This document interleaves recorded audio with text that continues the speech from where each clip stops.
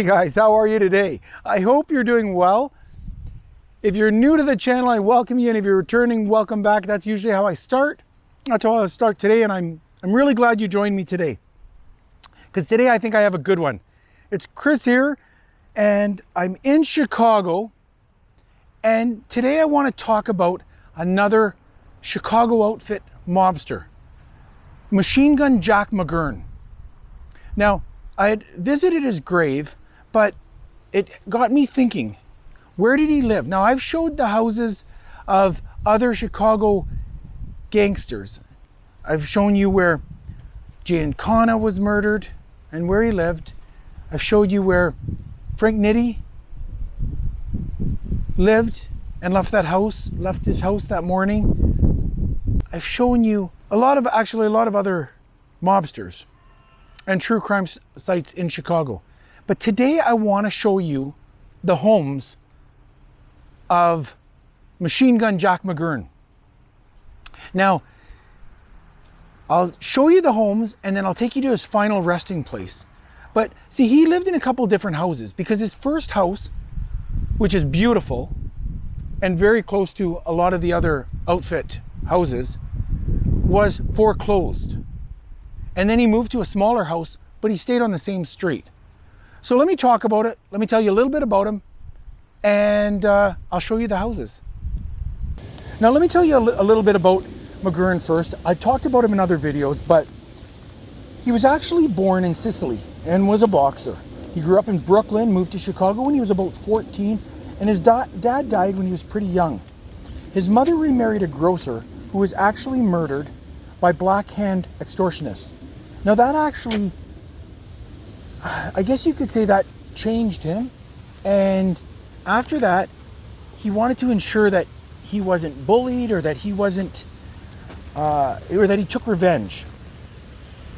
Now, after this happened, he was introduced to Al Capone, and he avenged his stepfather's death, killing the 3 hitmen.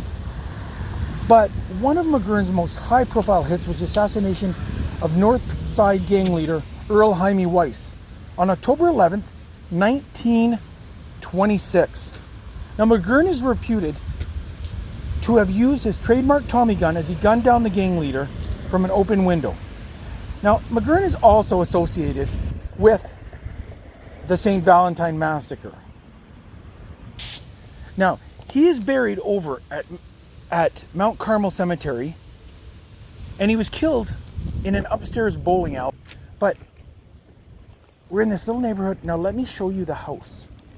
It's at 1114. See, it was this home right here. Right there. The beige house. It was that home right there that belonged to Machine Gun Jack Mcgurn. Now, his wife, who of course was known as the Blonde Alibi because she got him off the St. Valentine Massacre charges, they moved into this house in April 1932 after laying low in Florida. But see, it didn't last long. After he moved in here, he was running out of money. So the bank foreclosed and he moved just up the street to a much smaller house. And I'll show you that.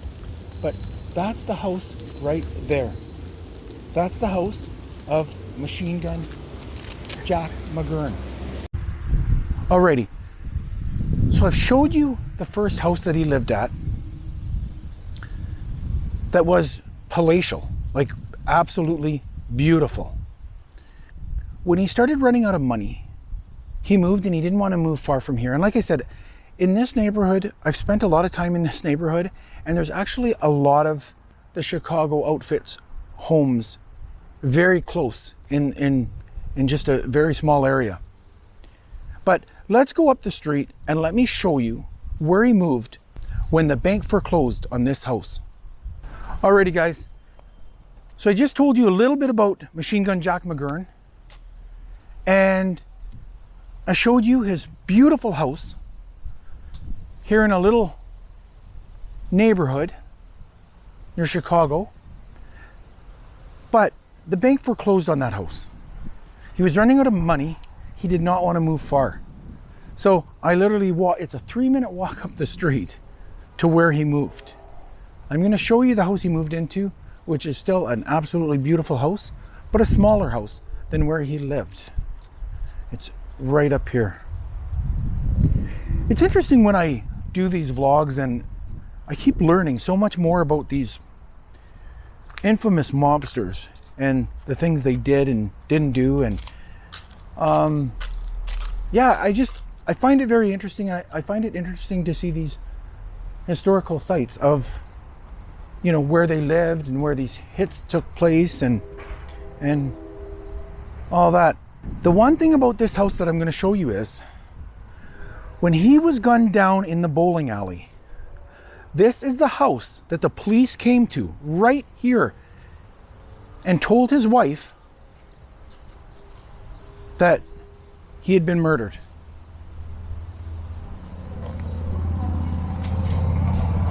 It's right here. That's the house right there that Machine Gun Jack Mcgurn lived in when he died.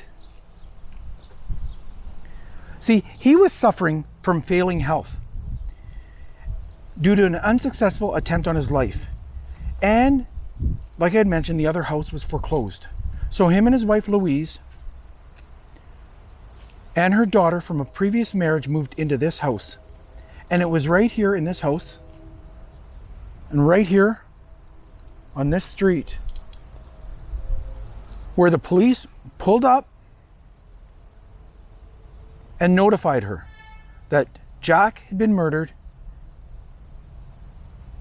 in a West Side bowling alley. This is the house right here. Machine Gun Jack Mcgurn. Alrighty guys, those were the homes of Machine Gun Jack Mcgurn. Like I had mentioned, I visited his grave. I always wondered where he lived. Well, that's where he lived. And then the home I just showed you is where he lived up until he died and where the notification was made to his wife.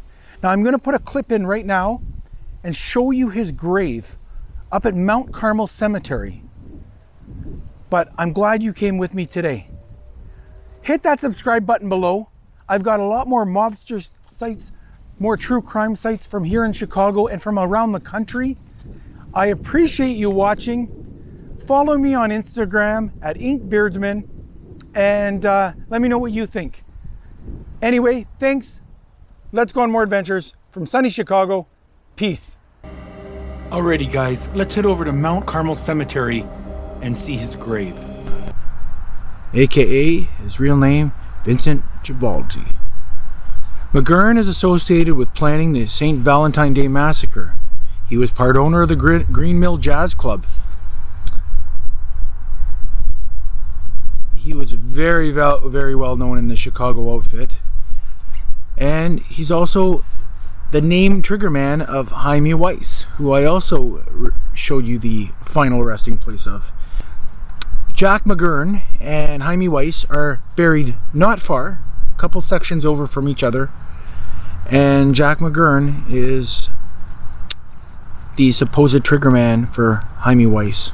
Now, Jack Mcgurn was on the second floor of a bowling alley in Chicago, and he was gunned down when two people walked in and assassinated him. His final resting place is right here. Machine Gun Jack Mcgurn, St. Valentine Massacre, Mount Carmel Cemetery.